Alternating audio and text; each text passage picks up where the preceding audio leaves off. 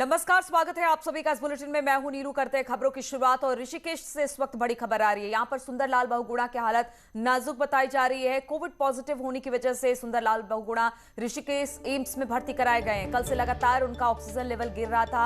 8 मई को एम्स में किए गए थे भर्ती।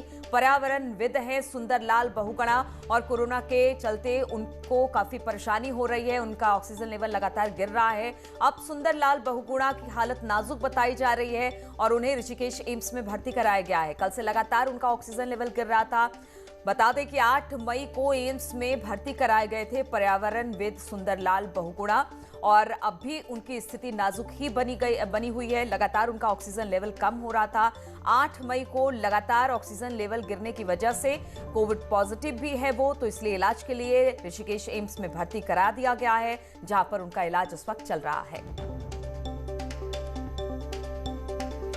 तो सुंदरलाल बहुगुणा की बात की जाए, जाने माने पर्यावरणविद हैं और उनकी हालत अब कोविड से खराब हो गई है। उन्हें ऋषिकेश एम्स में भर्ती करा दिया गया है। सुनील नौप्रभात इस वक्त हमारे साथ जुड़ गए हैं। सुनील, किस तरह से तबीयत है बहुगुणा जी की?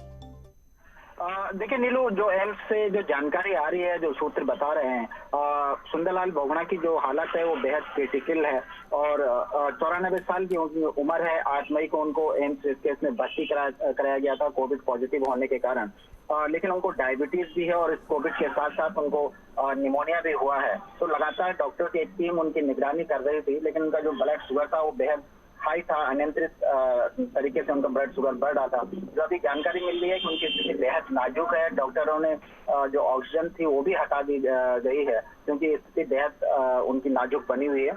8 मई से वो कोविड संक्रमण के कारण एम्स में भर्ती किए गए थे। जी। और उनको कोविड संक्रमण कब हुआ था, जिसके बाद 8 मई को उन्हें भर्ती कराया गया ऋषिकेश एम्स में? सुनील, देखिए नीलू, 8 मई को ही वो डिटेक्ट हुए थे कोविड पॉजिटिव। उसके तत्काल बाद उनको एम्स में एडमिट कराया गया था। एम्स में भी डॉक्टरों की एक स्पेशल टीम उनके स्वास्थ्य पर लगातार निगरानी कर रही थी, लेकिन दिक्कतें आनी शुरू हुई कि उनका जब ब्लड शुगर बढ़ने लगा और इसके साथ साथ उनको निमोनिया भी हो गया। तब से ही लगातार कल भी उनका ब्लड जो ऑक्सीजन जो लेवल था वो लगातार गिर रहा था। अभी जो जानकारी आ रही है, क्योंकि उनके पुत्र भी उनके साथ में ऋषिकेश में उनकी देखरेख में है, तो उनके हवाले से जानकारी आ रही है कि उनकी स्थिति अभी बेहद क्रिटिकल हो चुकी है। ठीक है सुनील, बहुत बहुत शुक्रिया आपका जानकारी देने के लिए। तो जाने माने पर्यावरणविद सुंदरलाल बहुगुणा इस वक्त ऋषिकेश एम्स में भर्ती हैं। कोविड की वजह से उनका ऑक्सीजन लेवल लगातार कम हो रहा है और उनकी तबीयत इस वक्त नाजुक बनी हुई है। और लखनऊ से बड़ी खबर आ रही है। सोशल मीडिया पर कर्मचारी ने जान दी। सरकार की सोशल मीडिया को देखता था युवक, निजी कंपनी का कर्मचारी बताया जा रहा है पार्थ।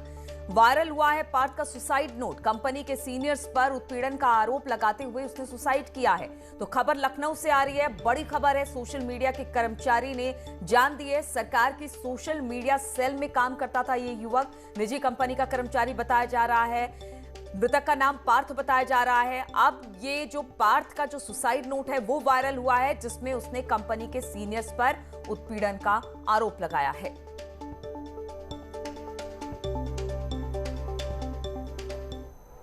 और सीतापुर में संपत्ति बंटवारे को लेकर 2 भाइयों ने अपनी मां और बहन को ही जलाकर मारने की कोशिश की।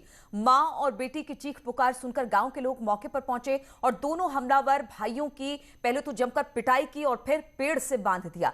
ग्रामीणों का आरोप है कि सूचना की जानकारी के बाद भी मौके पर काफी देर के बाद पुलिस पहुंची है। पुलिस ने अब दोनों भाइयों को हिरासत में ले लिया है और इस पूरे मामले में उनसे पूछताछ की जा रही है।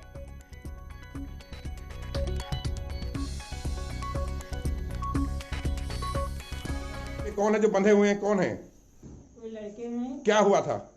दारू पी के आया है। अच्छा, फिर? कल सने के पीछे पड़े हैं मंदिर के चले। हाँ, क्या बात है? इसका मरैया रहा है। अच्छा, फिर किसको मारा? और घटा गई भाई ने किया। तो और किसको मारा? तुमको मारा है? हाँ। और लखनऊ में गोमती नदी के घाटों की सफाई के लिए मंत्रियों के दौरे और निर्देश का कोई असर नहीं होता नजर आ रहा। 4 अप्रैल को नगर विकास मंत्री आशुतोष टंडन और कैबिनेट जल शक्ति मंत्री महेंद्र सिंह ने कुडिया घाट शहीद स्मारक और गोमती बैराज पर गोमती नदी के घाटों का निरीक्षण किया। इस दौरान उनका पूरा फोकस गोमती नदी की सफाई पर था। नगर विकास मंत्री ने 1 हफ्ते के अंदर जलकुंभी की समस्या को बड़ा अभियान चलाकर खत्म करने के निर्देश दिए हैं, लेकिन आज भी गोमती में जलकुंभी, प्लास्टिक, फेन नजर आ रहा है। लखनऊ की जीवनदायिनी कहनी जाने वाली गोमती बेहद प्रदूषित नजर आ रही है। लखनऊ की जीवनदानी कहे जाने वाली गोमती नदी इन दिनों अपनी अस्मिता के लिए जूझ रही है। जहां राजधानी लखनऊ की बात करें तो 40 छोटे नालों के साथ 11 बड़े नाले गोमती नदी में खुलते हैं, जिसको लेकर के नगर निगम ने तमाम दावे किए हैं। एसटीपी प्रोजेक्ट से लेकर के तमाम बड़े दावों के साथ में गोमती को स्वच्छ करने की बात राजधानी लखनऊ का जिला प्रशासन साथ ही साथ नगर निगम करते आया है। ऐसे में अगर पोल्यूशन कंट्रोल बोर्ड की बात करें तो वो भी सिर्फ और सिर्फ अपनी बगले झांकता है गोमती में प्रदूषण की बात को लेकर। इस समय हम राजधानी लखनऊ के रिवर फ्रंट पर हैं। आप देख सकते हैं कि गोमती के क्या हालात हो गए हैं। लोग भी अपनी आदतों से बाज नहीं आ रहे गोमती में कूड़ा कचरा फेंकने में, लेकिन ऐसे में जिला प्रशासन की तमाम बड़ी बातों को अगर कहा जाए तो वो महज सिर्फ एक जुमला बन के रह गई है। जहां गोमती को साफ करने के लिए अभी हाल ही में लखनऊ के मंडलायुक्त रंजन कुमार ने बैठक करके गोमती को स्वच्छ करने के लिए तमाम बड़े दावे किए थे, लेकिन वो दावे सारे के सारे फेल होते हुए नजर आ रहे हैं।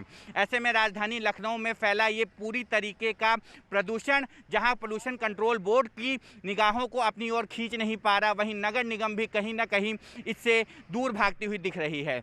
जिला प्रशासन की क्या ही बात करें, वो सिर्फ और सिर्फ मीटिंग में ही मां गोमती को स्वच्छ करने की बात कर रहा है। ऐसे में देखने वाली बात ये होगी कि लखनऊ की लाइफलाइन कहे जाने वाली गोमती जो अपनी अस्मिता के लिए जूझ रही है, जिला प्रशासन इस पर क्या रुख रखता है, साथ ही साथ यहाँ पर गिर रहे बड़े गंदे नालों को लेकर के नगर निगम की क्या कवायद रहती है। कैमरा पर्सन गोपी के साथ प्रशांत किशोर पांडे, न्यूज़ 18 लखनऊ। और हरदोई में सावित्री नाम की महिला अपने पति की जिंदगी बचाने के लिए सावित्री अब बन गई है, उनके कामों को कर रही है। 60 साल की उम्र में खुद रिक्शा चलाकर कबाड़ जमा करके अपना और अपने पति का पेट पाल रही है। महिला के पति की हालत ठीक नहीं है, काफी गरीबी में दिन गुजार रही है, लेकिन इस उम्र में भी मेहनत करता देख लोग भी हैरान रह जाते हैं और उनके जज्बे को सलाम करते हैं। महिला की 2 बेटियां थीं, दोनों की शादी हो चुकी है। ऐसे में उसी के ऊपर अपना और अपने पति के पेट पालने की जिम्मेदारी है। कब से चला रही हैं आप?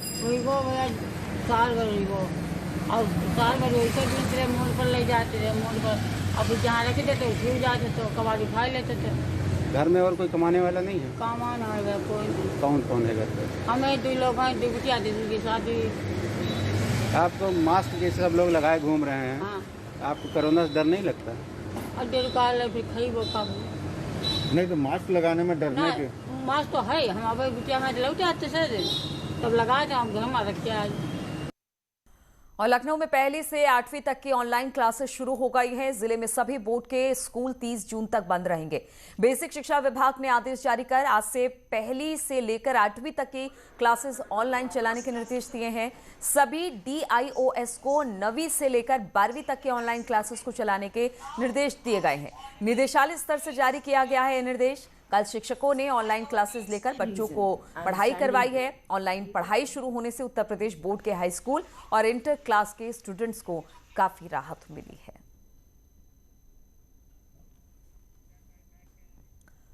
और वाराणसी में ईसाई धर्म को मानने वाले लोग कोरोना से मरने वाले अपने परिजनों के शव को दफनाने के बजाय उनका दाह संस्कार कर रहे हैं। अब तक 6 परिवारों ने अपने परिजनों को शमशान घाट ले जाकर उनका दाह संस्कार किया और बाद में राख को कब्रिस्तान में दफन कर दिया। कोरोना काल ने सब कुछ बदल कर रख दिया है। रहने, खाने पीने और जीने का तरीका तो बदला ही, अंतिम संस्कार का तरीका भी बदल गया है। वाराणसी में ईसाई धर्म के अनुयायी बहुत से लोग अब शव को कब्रिस्तान में दफनाने की जगह उसका दाह संस्कार कर रहे हैं, और वो भी शमशान घाट पर। सुनकर आपको ताज्जुब हुआ होगा, लेकिन सच में ऐसा हो रहा है और इसकी वजह है कोरोना वायरस। पहले जब किसी की मौत होती थी तो पहले घर पर जाकर प्रार्थना की जाती थी, उसके बाद शव को चर्च में लाकर प्रार्थना की जाती थी और आखिर में डेड बॉडी को कब्रिस्तान ले जाकर दफनाया जाता था। जब भी कोई व्यक्ति मरता है तो हम लोग उसके घर में जाते हैं और वहाँ पर जाकर के जो पादरी हैं या प्रीस्ट हैं, वहाँ पर विशेष दुआ होती है। उसके बाद उस व्यक्ति के शरीर को चर्च में लिया जाता है और चर्च में लाकर उसको और लोगों के साथ मिलकर के वहाँ पर विशेष प्रार्थना और पूजा उसकी आत्म शांति के लिए की जाती है। तीसरी मंजिल होती है कि उनको लेकर के हम लोग जाएं कब्रिस्तान में और वहाँ पर उनको बेकायदे प्रार्थना के साथ, दुआ के साथ उनको वहाँ पर समाधि दी जाती है कॉफिन के साथ। लेकिन कोरोना फैलने की आशंका के चलते वक्त की जरूरतों के हिसाब से इसमें बदलाव किया गया है। कोरोना मरीजों की मौत के बाद कुछ शव सीधे कब्रिस्तान ले जाकर दफन किए गए। कोरोना के बढ़ते हुए संक्रमण को देखते हुए हम लोग बहुत कुछ थोड़ा सा बदलाव किए हैं। इसलिए यदि कोई मरता है तो हम सीधे उसके घर न ले जाकर, चर्च में न ले जाकर, हम सीधे ले जा रहे हैं कब्रिस्तान में और वहाँ पर बेकायदे वहाँ पर यदि कोरोना का पेशेंट है तो उसके लिए जो है पीपीई किट पहन करके और सबको जो है दूरी बना करके, बहुत कम लोग 10 या 12 लोग वहाँ पर हम जब बेकायदे प्रार्थना के साथ उसको वहाँ समाधि और दफन देते हैं। लेकिन कुछ परिवार ऐसे भी थे जो कोरोना के डर से शव को दफनाना नहीं चाहते थे। ऐसे में उन लोगों को दाह संस्कार करने के बाद राख को कब्रिस्तान में दफनाने को कहा गया। अब तक 6 परिवारों ने ऐसा किया है। कुछ लोग हैं जिनके जो परिजन हैं वो लोग थोड़ा सा डर रहे हैं कोरोना से और वो कह रहे हैं कि सीधे सीधे हम लोग उनके बॉडी को नहीं ले आ पाएंगे। तो उनकी सोच के अनुसार हम लोग जो है उनको कहते हैं कि आप ठीक है, आप जाकर उनको क्रेमेट कर लीजिए और उसके बाद उनके जो है जो राख है उसको अस्थि कलश को ले आकर के और उस अस्थि कलश को इस समय जो है बेकायदे उसी तरह से दफनाया जाता है और उसके लिए पक्की कब्र बनाई जाती है। इन मामलों में हिंदू और क्रिश्चियन परंपरा दोनों का ही निर्वाह किया गया। इन परिवारों ने पहले वाराणसी के शमशान घाट पर हिंदू रीति रिवाज से दाह संस्कार करवाया और बाद में क्रिश्चियन परंपरा के तहत राख को कब्रिस्तान में दफन किया। न्यूज़ 18 के लिए वाराणसी से रवि पांडे की रिपोर्ट। और कोरोना काल में स्कूल कॉलेज बंद है, लेकिन घर बैठे ही क्रिएटिविटी की जा सकती है। इसका उदाहरण है मेरठ में एक इंजीनियरिंग कॉलेज के छात्र छात्राएं। यहां पर स्टूडेंट्स ने घर के अंदर रहकर लॉकडाउन का पालन करते हुए समय का सदुपयोग किया और बांस और मक्के के स्टार्च से तैयार कर दिखाया अनोखा डायपर।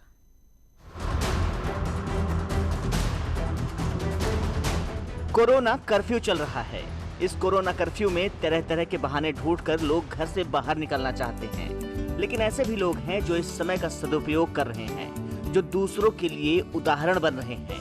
मेरठ के इंजीनियरिंग कॉलेज के कुछ छात्रों ने रिसर्च के जरिए एक ऐसा डायपर बनाया है जो पूरी तरह से बायोडिग्रेडेबल है। सबसे पहली बात जिस वजह से आज मैं यहाँ मौजूद हूँ वो पहली बात ये है कि ये बायोडिग्रेडेबल है। बायोडिग्रेडेबल क्या है? बायोडिग्रेडेबल वह है जो मिट्टी में जाकर समय के साथ साथ खुद घुल जाता है और हमारी प्रकृति को कोई नुकसान नहीं पहुँचाता है। इस डायपर को बनाने में 4 छात्रों ने मिलकर काम किया है। ये सभी छात्र MIT के बायोटेक्नोलॉजी विभाग में पढ़ाई करते हैं। इस डायपर को बनाने में इनके प्रोफेसर ने भी इनकी मदद की है। प्रोफेसर अनुज सिंह ने बताया कि डायपर का पेटेंट हो चुका है, अपग्रेड करके अगले साल तक बाजार में इसे उपलब्ध करा दिया जाएगा। प्रदूषण की समस्या को देखते हुए, ध्यान में रखते हुए मैंने और मेरे अंदर काम करने वाले कुछ भी जो फाइनल ईयर में जाने वाले बच्चे हैं, उन्होंने मिलकर इस डायपर को बनाया है। इस डायपर को बनाने में छात्रों ने बांस और मक्के का इस्तेमाल किया है। ऐसा दावा है कि इस बायोडिग्रेडेबल डायपर से बच्चों की त्वचा को भी लाभ होगा। साथ ही ये डायपर बाजार में मिलने वाले डायपर से सस्ता और इजी टू यूज होगा। ये हमारे लैंडफिल का एक पार्ट ही कवर नहीं करते, लेकिन इनमें ऐसे हार्मफुल केमिकल्स भी होते हैं जो हमारे सॉइल को पोल्यूट करते हैं। इस तरीके से ये हमारे वातावरण को पोल्यूट कर रहे हैं। इस समस्या को ध्यान में रखते हुए हमने इस डायपर को बनाया है। एक बायोडिग्रेडेबल डायपर को बनाने में 5 रुपए का खर्च आता है। इसे बनाने वाली टीम का दावा है कि बाजार में सामान्य डायपर होते हैं, उन्हें पूरी तरह से डिग्रेड होने में 500 से 700 साल लग जाते हैं। नॉन बायोडिग्रेडेबल डायपर के कई और नुकसान भी हैं। छात्रों का कहना है कि उनका ये आविष्कार लोगों के साथ पर्यावरण के भी हित में है। मेरठ से न्यूज़ 18 के लिए उमेश श्रीवास्तव की रिपोर्ट। और वार्ड में भर्ती मरीजों के इलाज की जानकारी को लेकर उनके परिजनों को अब परेशान नहीं होना पड़ेगा। अब आप अपने मरीज का हर एक मूवमेंट लाइव देख सकेंगे। कैसे हुआ ये मुमकिन, आपको इस रिपोर्ट में दिखाते हैं।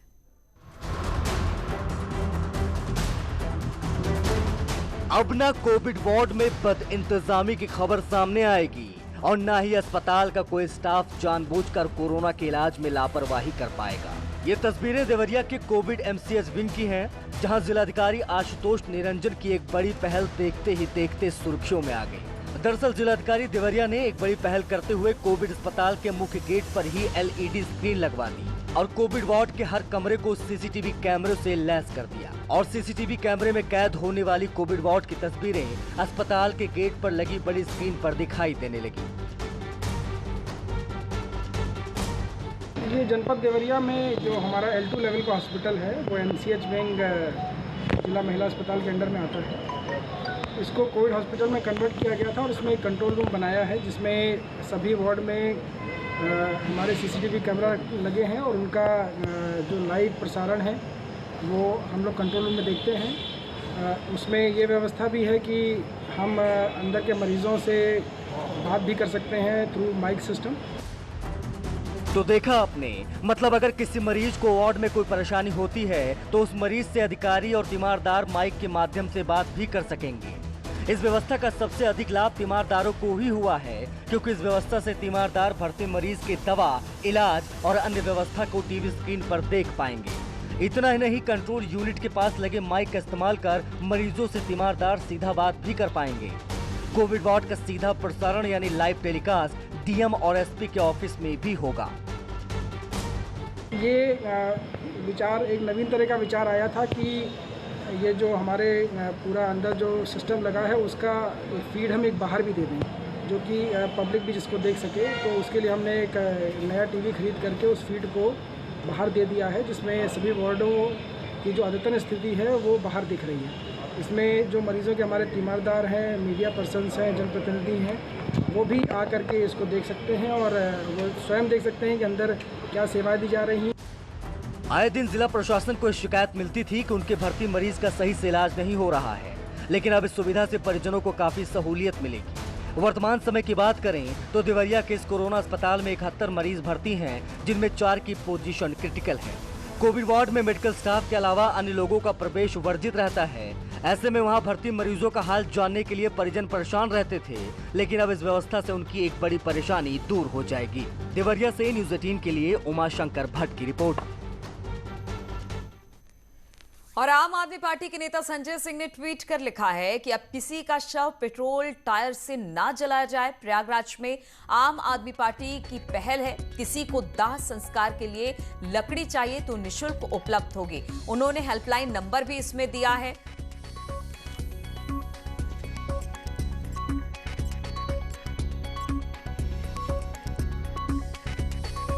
उन्होंने नंबर लिखते हुए कहा है कि इस पर संपर्क करें। अपनी सैलरी से 1 लाख रुपए देकर इसकी शुरुआत की। साथियों से सहयोग की अपील है।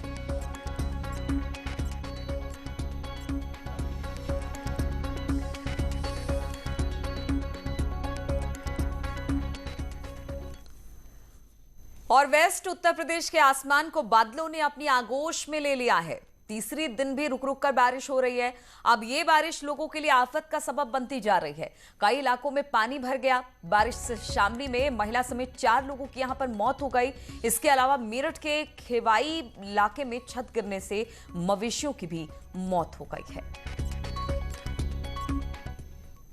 पश्चिमी उत्तर प्रदेश के आसमान पर काले बादलों ने कब्जा कर रखा है। मेरठ, बागपत, मुजफ्फरनगर और दूसरे जिलों की बात करें तो अब पश्चिमी उत्तर प्रदेश में 16 जिलों में अलर्ट जारी किया गया है, जहां भारी बारिश होने की संभावना है। पिछले 60 घंटों से लगातार धीमी बारिश हो रही है, लेकिन इस समय हवा की रफ्तार भी तेज है, बारिश भी तेज है। और अगर नुकसान की बात करें तो सबसे ज्यादा नुकसान गेहूं क्रय केंद्र पे हुआ है। चाहे बुलंदशहर की तस्वीरें हैं, चाहे बागपत की तस्वीरें, शामली में और चाहे मेरठ में, यहाँ गेहूं भीग रहा है। इसके अलावा नुकसान की अगर बात करें तो शामली में सबसे बड़ा हादसा हुआ है, जहां एक महिला समेत उसकी 3 बच्चियों की मौत हो गई है। मैं आपको बता दूं कि यह छत गिरने से हादसा हुआ था। वहीं मेरठ के खेवई से भी ऐसी ही कुछ तस्वीरें सामने आई थी, जहां एक छत गिरने से मवेशियों की मौत हो गई है। वहीं मेरठ के इंचौली थाना क्षेत्र में भी एक छत गिरने से कई लोग घायल हो गए। और अगर सड़क धंसने और बिजली के तार गिरने की बात करो तो ये एक बड़ी संख्या है। करीब 200 से ज्यादा खंभे गिर गए हैं और पेड़ों की संख्या तो बहुत ज्यादा है। लेकिन मैं आपको बता दूं कि कई जगह से सड़क धंसने की तस्वीरें सामने आई, जिसमें लापरवाही उजागर हुई है कि कैसे ये सड़क बनाई गई थी और कैसे ये मामूली बारिश से या फिर पिछले 60 घंटों से जो रुक रुक कर जो बारिश हो रही है उससे ये सड़क धंस गई है। ऐसे ही कुछ तस्वीरें सामने आई है। शामली की अगर बात करें तो शामली में मुख्यमंत्री ने खुद संज्ञान लिया है और पीड़ित परिवार को मदद करने का ऐलान भी किया है। लेकिन देखना ये होगा कि ताउते के कारण ये जो बारिश लगातार हो रही है इसका सिलसिला कब थमेगा। कैमरामैन किशन सुदन के साथ न्यूज़ 18 के लिए निखिल अग्रवाल, मेरठ। और गोरखपुर पुलिस ने मुठभेड़ के दौरान 3 शातिर बदमाशों को गिरफ्तार कर लिया। इनके पास से हथियार और लाखों रुपए के बिजली के तार बरामद किए गए हैं। पुलिस ने गायघाट 4 लेन के पास इन बदमाशों को घेर लिया, लेकिन बदमाशों ने पुलिस पर फायरिंग शुरू कर दी। इसके बाद जवाबी कार्रवाई में पुलिस ने 3 बदमाशों को दबोच लिया।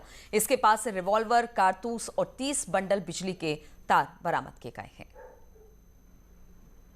उन बदमाशों द्वारा पुलिस बल के ऊपर जान से मारने की नीयत से कई राउंड फायर किए गए। जवाबी कार्रवाई में उप निरीक्षक विनोद कुमार सिंह ने 2 राउंड हवाई फायरिंग की और बदमाशों को दौड़ाया गया। लगभग 100 से 150 मीटर आगे गायघाट लहसड़ी 4 लेन अंडरपास के पास इन 3 बदमाशों को गिरफ्तार किया गया।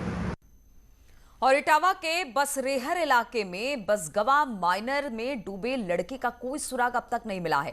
कल दोपहर अपने 3 दोस्तों के साथ नहाने के लिए माइनर में उतरा था कि अचानक डूब गया। 3 दोस्तों ने उनके घर वालों को जाकर खबर दी, जिसके बाद पुलिस ने लड़के को खोजने की कोशिश शुरू की, लेकिन अभी तक कोई पता नहीं चल पाया है। ग्रामीणों का आरोप है कि पुलिस ने आने में काफी देर लगाई। गुस्साए लोगों ने लोहिया नगर पुल पर जाम लगा दिया। हाईवे पर कांटे रस्सी बांधकर आने जाने के रास्ते को बाधित कर दिया, जिससे दोनों तरफ काफी लंबी लाइन लग गई। बाद में मौके पर पहुंची पुलिस ने लोगों को समझाकर किसी तरह से जाम को खुलवाया।